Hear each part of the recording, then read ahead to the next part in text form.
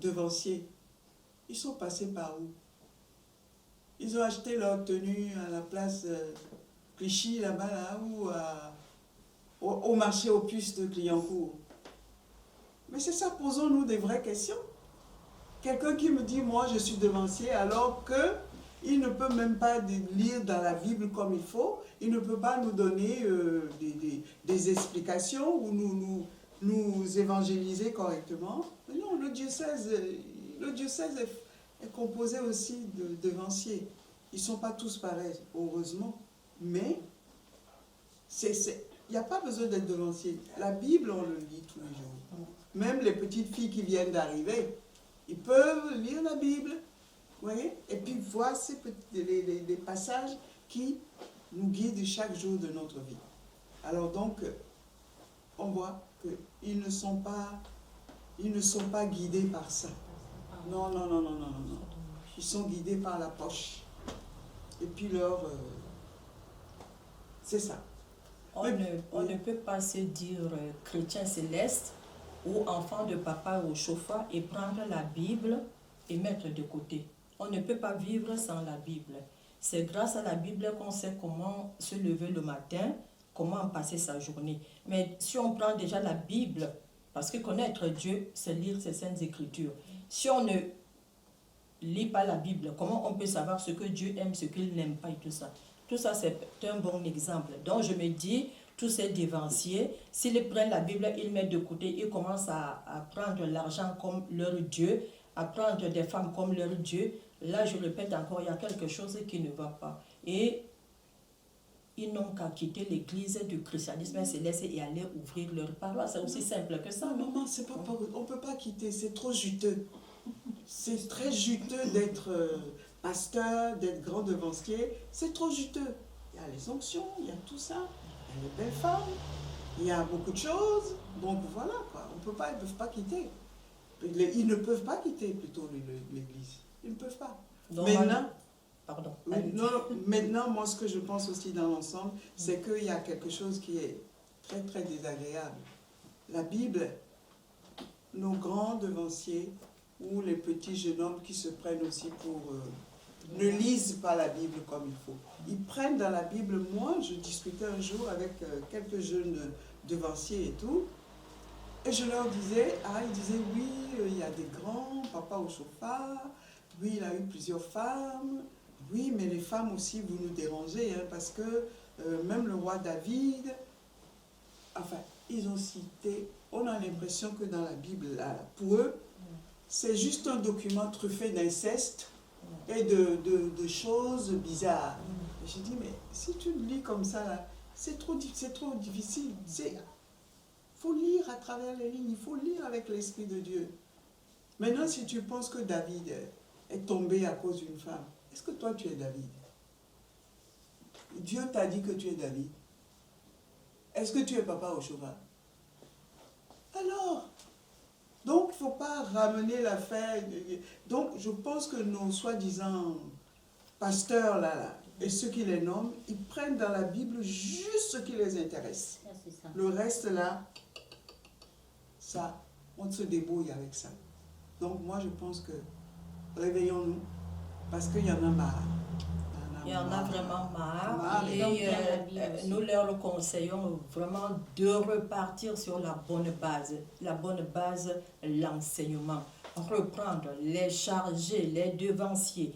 Parce que ça ne peut pas continuer comme ça, c'est pas possible. Vous amenez les enfants de Dieu à la perdition.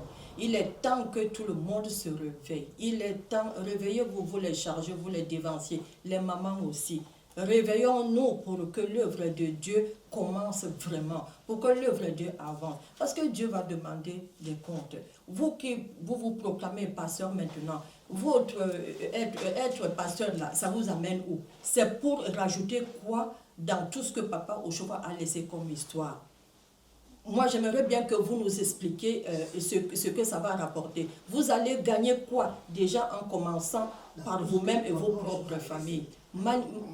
Dites-nous quelque chose. À chaque fois qu'on est là, il y a un pasteur au Cameroun, il y a des pasteurs au Nigeria, il y a des pasteurs par-ci par-là. Mais est-ce que c'est Papa Oshofa qui vous a dit ça avant de partir? Non, il ne vous a pas dit ça. Alors, si vous vous dites, on est de l'église du Christ-Sacré Céleste, nous sommes des enfants de Papa Oshofa, pourquoi vous faites toujours le contraire des choses? Non, mais pourquoi? maman, justement, comme je disais tout à l'heure, vous savez, il faut se méfier des analphabètes. Pas l'analphabétisme lié, non, spirituel. Parce que quand vous arrivez dans une église et on dit, voilà, les bases de l'église, le fondateur qui a eu les révélations divines a posé des choses. Mais pourquoi toi tu dis que non? Vous vous rendez compte? À l'heure actuelle, chacun se lève pour dire, ah, moi je suis pasteur. On va écrire une constitution.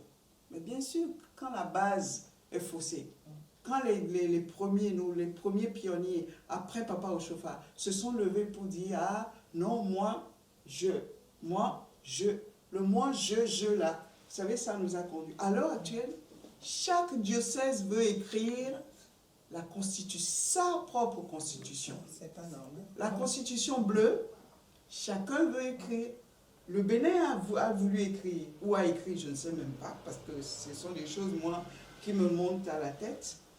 Et le Nigeria, on dit, oui, la constitution bleue, c'est pour le Nigeria.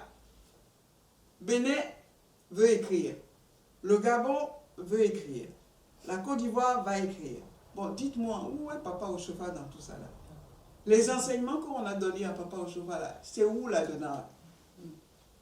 Est-ce que vous ne voyez pas que nous sommes entourés des gens, des usurpateurs, des petits... Bon, bref, Seigneur, pardonne-moi. Des gens qui veulent faire n'importe quoi et on ne peut pas les suivre. Et vous les mamans, levez-vous, levez-vous, levez-vous et prenez la Bible et lisez la Bible. Vos pasteurs ne peuvent rien contre vous. Maintenant, si vous aussi, vous restez derrière vos Celestial Mother, et puis vous laissez, ce sont vos enfants qui vont être sacrifiés demain.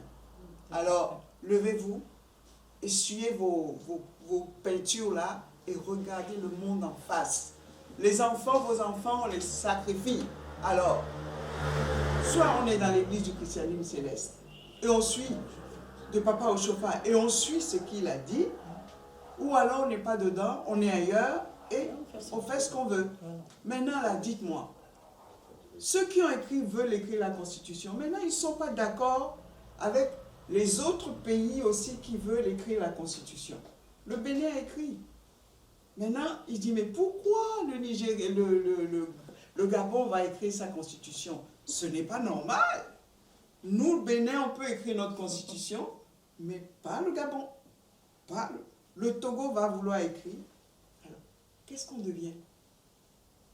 Et vous voyez... C'est ça qui est difficile. Et maintenant, la constitution de Papa Oshofa, elle est où? On l'a mise de côté. Les articles, tout ça là, on va piocher dedans. C'est ça, hein, c'est ça. Et c'est pour ça que je fais juste une petite parenthèse. Les devanciers, jeunes, vieux, papa, fiston, je vais vous dire quelque chose. Il faut avoir la crainte de Dieu, comme c'est dit tout à l'heure. Vous ne pouvez pas prendre quelque chose qui ne vous appartient pas et vous jouez avec ça et vous dites que c'est vous et vous modifiez. Dans l'église, hein, les jeunes, hein, c'est ce qu'il faut, hein. Les vieux aussi. La preuve, ils piratent des livres, ils prennent des livres, ils arrangent ça un peu. C'est ce qu'ils ont fait avec la constitution de Papa Oshofa. Ce que Dieu lui a donné, ils ont pris ça et maintenant chacun traficote un peu. On prend un peu dedans et puis on dit, on arrange un peu selon ce qu'on veut. L'autre aussi va prendre et arranger selon ce... Et qu'est-ce qu'on va faire? Pour sa sainteté, l'univers entier chante sa sainteté.